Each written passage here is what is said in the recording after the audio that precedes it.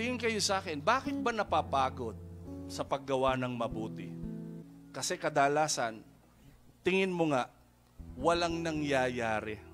Palagi po nating tandaan, hindi tayo ang Holy Spirit. Ang papel lang natin magbahagi ng salita ng Panginoon.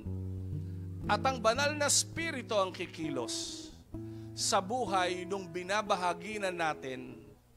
Sabi nga sa kanya, sa kanta, in His time,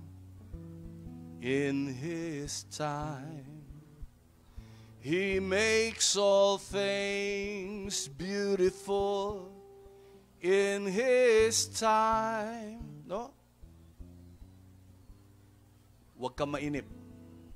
Huwag kang mapagod. Huwag mong tingnan ang mga negatibo.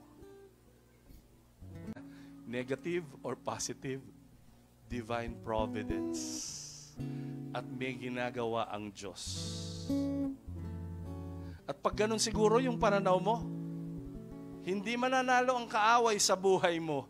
Hindi kanya mapapalungkot kahit minsan.